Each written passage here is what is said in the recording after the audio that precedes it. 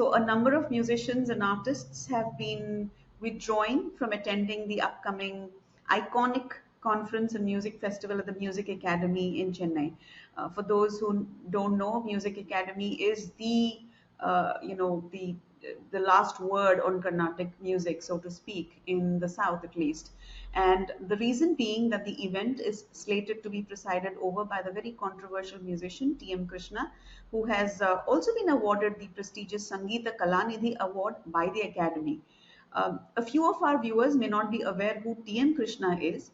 He's a highly celebrated Carnatic musician. Unfortunately, he's known more for his dubious politics than for his music now. He has repeatedly abused and disparaged the so-called Brahminical hegemony in the Carnatic music community.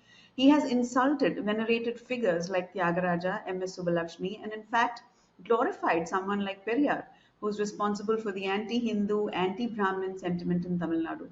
So, Music Academy is a very prestigious institution, and this kind of collective action among Hindu artists against the Academy is almost unprecedented.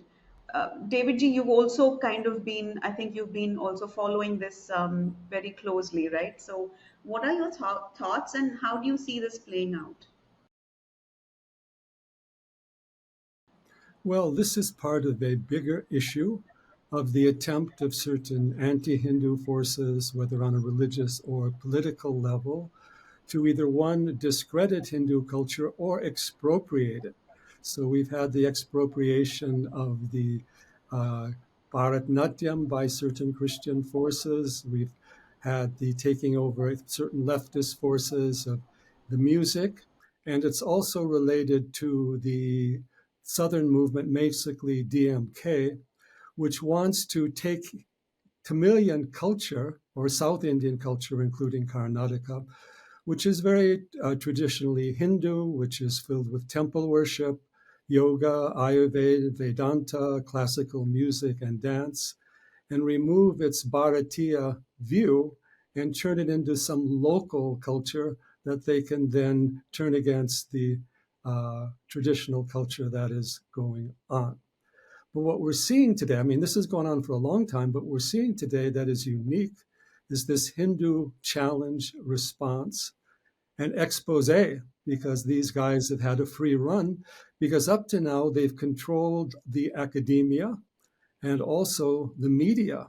So they've put out the news on what is happening and interpreted it their own way and said it's liberal for us to take our traditions and attribute them to somebody else and bring other groups in.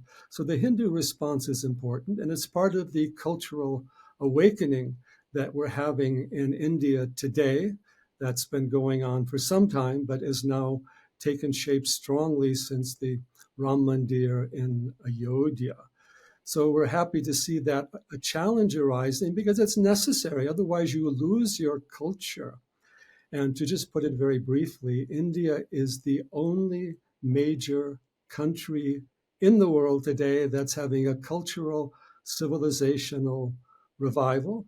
You can see what's happening to art, music, and culture in Europe and the United States. So it's very important to preserve it. And that means going back to its root, not simply giving credit to modern people who, according to a certain political view, are given the ability to distort it as being politically correct.